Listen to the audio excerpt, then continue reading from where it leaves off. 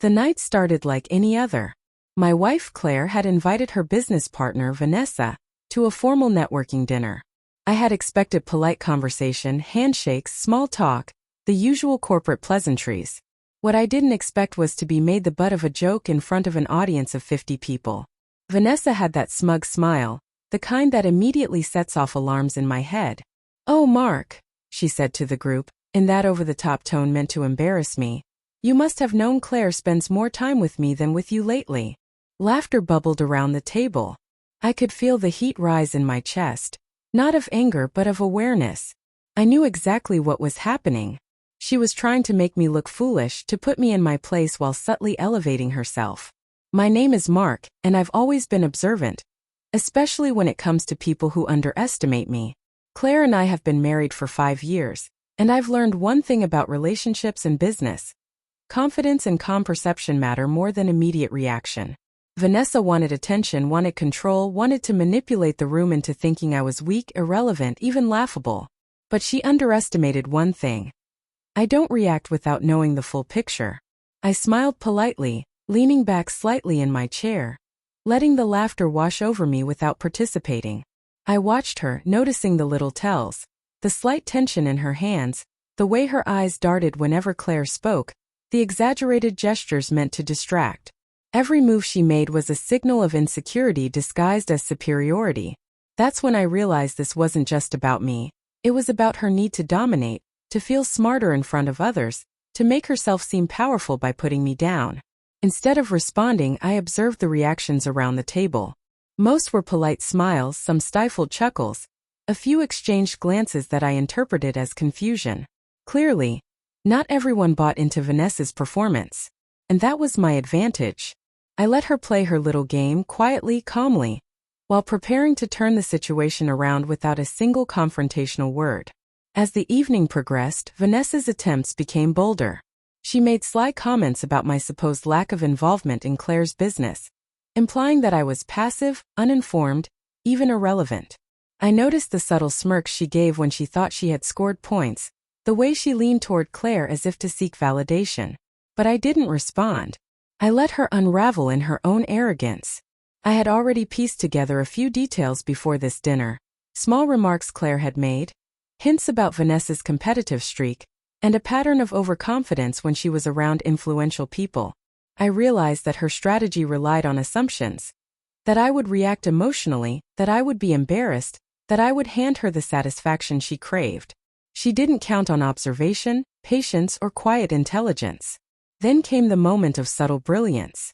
I allowed a small, seemingly innocent question to escape my lips, loud enough for Vanessa to hear.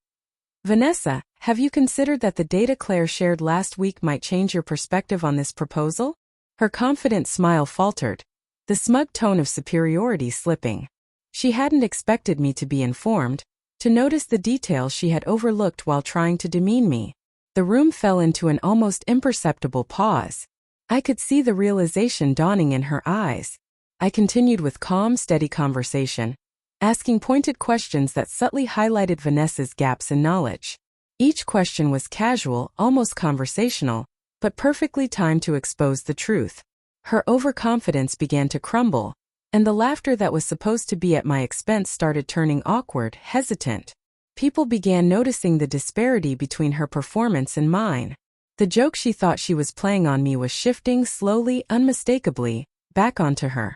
Claire watched quietly, a mixture of amusement and pride in her eyes.